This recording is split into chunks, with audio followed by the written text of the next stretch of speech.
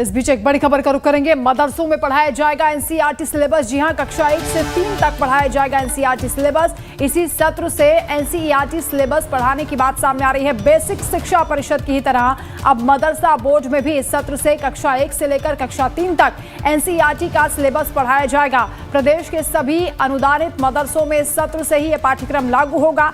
Basic शिक्षा परिषद ने इसी सत्र से कक्षा 1 से लेकर कक्षा 3 तक एनसीईआरटी का सिलेबस शुरू कर दिया है।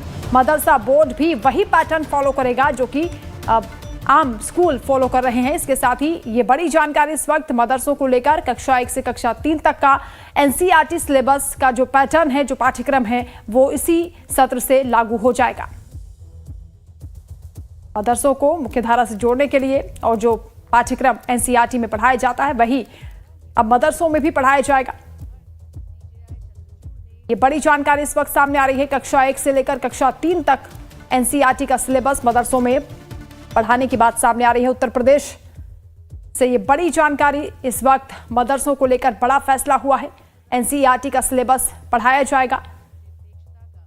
इसी सत्र से इसे लागू करने की बात कही गई है। एक तरफ अवैध मदरसों के खिलाफ लगातार कार्रवाई की जा रही है, एक्शन जारी है, जांच हो रही है, तो दूसरी ओर इधर मदरसों में एनसीईआरटी सिलेबस पढ़ाने को लेकर यह फैसला सामने आया। चलिए अब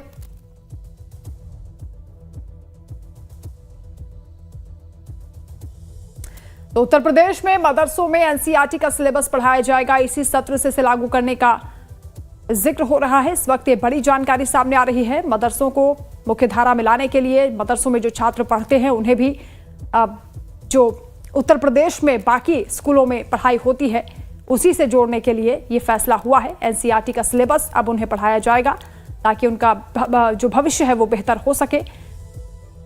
जो शिक्षा पद्धति एनसीईआरटी में फॉलो की जा रही है वही अब मदरसों में भी पढ़ाई जाएगी। कक्षा 1 से लेकर कक्षा 3 के लिए अभी ये फैसला हुआ है। एनसीईआरटी का सिलेबस इन छात्रों को दिया जाएगा, उन्हें पढ़ाया जाएगा। केवल उर्दू से ही उन्हें सीमित नहीं रखा जाएगा। राजीव ओझा संवाददाता फोन लाइन पर हमारे साथ जुड़ रहे हैं। राजीव, और क्या जानकारी है? जी देखिए, एक बहुत बड़ी पहल है। मदरसा बोर्ड ने निर्णय लिया कि बेसिक शिक्षा परिषद की तरह ही वो भी एनसीईआरटी का सिलेबस पढ़ाया जाएगा। आमतौर पर मदरसों में जो पढ़ाया जाता था, इसको लेके बात आती थी कि कहीं से उनका व्यावसायिक इस्तेमाल नहीं हो पाता, जो बच्चे पढ़ के निकल रहे हैं उनकी कोई उपयोगिता नहीं होती समाज में। तो जो मदरसा बोर्ड के लोग थे वो सरकार के सुझाव पर अमल कर रहे थे और लगातार परीक्षाओं को भी उसी पैटर्न पर कराया जा रहा था। सेंटर बदल के परीक्षा कराई थी ताकि नकल न हो और उनकी पारदर्शिता उनके बीच में आए। अब ये जो एनसीईआरटी का पाठ्यक्रम दिया गया है, ये सिलेबस काफी महत्वपूर्ण होगा और मदरसे की तरह से उपयोगी बनकर के सामने आएंगे। और बेसिक शिक्षा परिषद ने तो कक्षा 8 तक का निर्णय लिया है। अभी फिलहाल कक्षा 1 से 3 तक का चल रहा है, तो मदरसा बोर्ड भी आगे चल के कक्षा 8 तक का पाठ्यक्रम पूरा एनसीईआरटी के पैटर्न पर कर सकता है। जी राजीव, आप बता रहे हैं कि उनकी योग्यता को और बेहतर बनाने के लिए छात्रों को एनसीईआरटी से जोड़ा जा रहा है। मदरसा बोर्ड ने क्या कुछ कहा है इसके पीछे? कितना अध्ययन हुआ है, रिसर्च हुआ है और सरकार का कितना सहयोग इसमें? जी, सरकार मदरसा बोर्ड को सुझाव दिया था सरकार ने कि जो लोग ये जो इनको दीनी तालीम दी जा रही है, एक तरह से वहाँ जो मदरसों में पढ़ाई होती है एक तरह से इस्लामिक शिक्षा होती है, तो माना जाता है कि वो बच्चे जो पढ़ के निकलते हैं उनको कहीं नौकरियां नहीं मिलती हैं। सबसे बड़ा संकट उनके सामने रोजगार का आता है। तो उन्हें सुझाव सरकार ने दिया था कि आप अपने पाठ्यक्रम को फिर से इनको पुनर्संरचना करिए और उपयोगी पाठ्यक्रम ले आइए।